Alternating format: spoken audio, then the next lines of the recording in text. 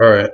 So as you can see, I've been growing out some facial hair a little bit, trying to get like a beard and stuff.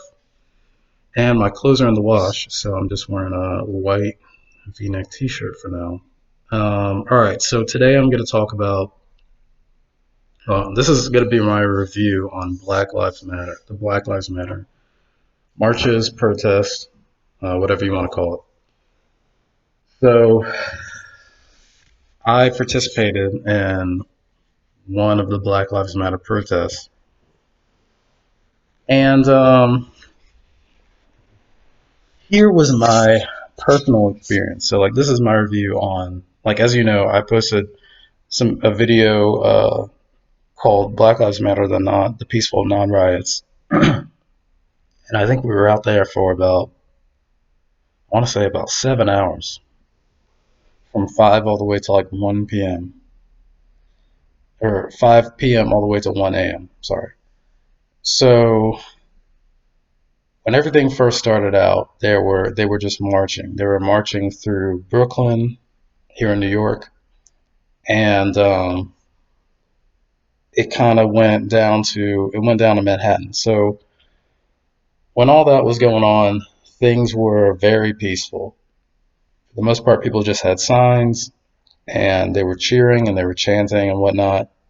It wasn't really a huge problem. The problem happened when we got closer to Manhattan and the police started forming up alongside of us, not really in vehicles, but sort of like in a line with their gear.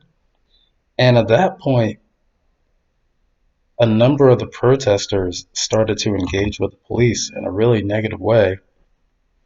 And what I mean by that is they were talking shit to them. So that was kind of like the cusp. That was when things started to go a little weird for me because I was like, well, excuse me. I'm thinking to myself, you're not supposed to do that. And their argument was, well, it's free speech, which was fine, I guess. But that was, like I said, that was a red flag for me. So once we got to Manhattan, the police, I'm pretty sure, had a line formed in front of us. And so what started happening is that a lot of the protesters started throwing, like, there was like a line of police, and then there was the march. So in the group of the march, which I was in, people started throwing bottles ahead of the crowd directly at the line of police. And so that was strike two for me. I was like, well, now it's not peaceful anymore. You've already struck the first blow. So, and then the third strike happened when basically they just totally engaged physically with the police, and there was a all-out fist fight in the middle of the street. And and after all that would happen, it was like they would play the victim and be like, "See, look at what the police did," and I'm like, they just fought the police. All that was very strange to me. Um, and like I said, everything started out peaceful, as you can see in the videos. Everyone was just marching, but after the sun went down, the same peaceful protests, people started looting. People started breaking glass. People started destroying businesses and stuff like that. And I understand the pain and frustration. I understand the point of that, but it was disturbing to me because I didn't really want to be associated with that. I actually was out for a completely different purpose. And when I saw people marching, I said, "All right, well, I'll march with them." But once all that stuff started happening, I felt uncomfortable, um, and it really made me feel like the movement was a little hypocritical because, I mean, especially like after all that stuff was said and done, after they had fought with the police and were throwing bottles into the crowd of police, once they would have a standoff again, the police would say, "You're causing a public disorder. Please disperse." And they would start chanting peaceful protest.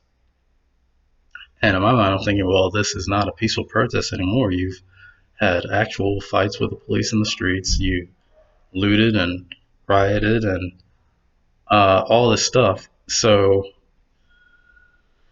yeah, that was kind of a shock to me. Um, One thing I will say is that I do understand the purpose, being that it's kind of like giving the corrupt police, a taste of their own medicine. Because in a lot of situations, the police will do and say things that are not true, and then it'll get people into trouble. So I get that. I get the purpose of it. I just, in my opinion, I would not have handled it in that way. I couldn't bring it upon myself to do those things and then play the victim afterward. So Black Lives Matter. I don't know. I think there's some work to be done there, but that's just my opinion. That's them, and I would do things a completely different way. I've always been a straight shooter for the most part, pretty straightforward, and I try to tell it like it is. And I think if I were in that situation, I would have marched. And if the marches were compromised, and they actually were peaceful marches, then maybe I could take like more militant action. But that's the way I would have handled it. The organizers, you know, I think I encountered some of them, and they were trying to say that the police initiated things with the protesters to cause them to riot, and I didn't see that. That's not something that I saw from my personal experience. So yeah, the Black Lives Matter movement is not all peaches and cream, in my opinion. That's the bottom line. I'm just telling people from personal experience, from being out there. The footage that I shot did not include any rioting or looting. There is footage you can find. I think there's a YouTuber called Sneeko. He's out there. He's a New York YouTuber, and he's got some footage of like looting in New York. So if you want to see that, check him out. Sorry, I got allergies. So yeah, drop a like, leave a comment, subscribe. Thanks.